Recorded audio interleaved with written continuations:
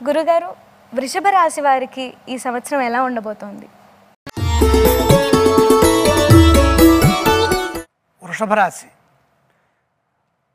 1, 2, 3 రాసుల్లో గురు సంచారం, అందులో ద్వితీయ స్థానం మంచిది, ఏకాదశంలో శని మంచిది, ఏకాదశ దశమ స్థానాల్లో రాహు మంచిది, ఎటొచ్చి కేతువు 5, 4 స్థానాల్లో యోగించట్లేదు.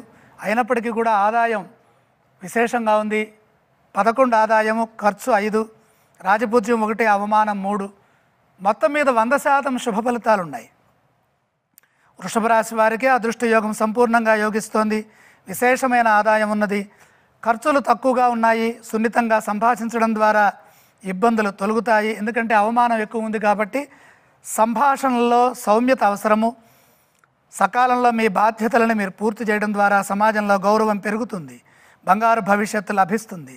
ఎన్నాళ్ళుగానో ఎదురు చూస్తున్న పనుల్లో విజయాన్ని అందుకుంటారు. అభీష్ట సిద్ధి కలుగుతుంది. ఆశయాలు నెరవేరుతాయి. ప్రతి పనిలోనూ కలిసి వస్తుంది. పరిపూర్ణమైన ఫలితాలు ఉంటాయి. ఉద్యోగంలో మేలు జరుగుతుంది. ఉత్తరార్ధంలో శ్రేష్టమైన ఫలితాలున్నాయి. గురుబలం అనుకూలిస్తోంది. ఆశించిన లాభాలుంటాయి. విశేషమైన శుభాలు జరుగుతాయి. ఏకాదశంలో శని సంచారం వల్ల అన్ని విధాల మేలు జరుగుతుంది. అభీష్ట సిద్ధి కలుగుతుంది. సంపదలు పెరుగుతాయి.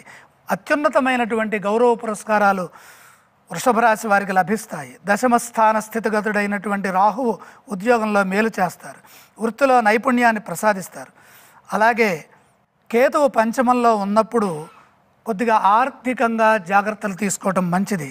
వృషభ రాశి వారికి అదృష్ట యోగం 100% బాగుంది కాబట్టి విద్యలో విద్యార్థులకు మంచి ఫలితాలు ఉంటాయి. పట్టుదలతో చదివితే శ్రేష్టమైన ఫలితాలు విద్యార్థులు సాధిస్తారు. వృత్తిలో ప్రతిభావంతులకు నూతన అవకాశాలు లభిస్తాయి. ఉన్నత స్థితి గోచరిస్తోంది. ఉద్యోగంలో ప్రతిష్టాత్మకంగా చేపట్టే పనుల్లో విజయాలు సాధిస్తారు.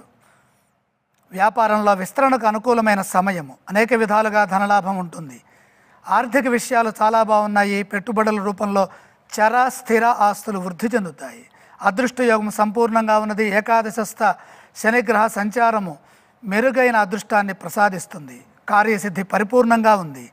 సమస్యలు లేకుండా సంపూర్ణమైన ఫలాలతో వృషభ రాశి వారు విశ్వావసులో మంచిని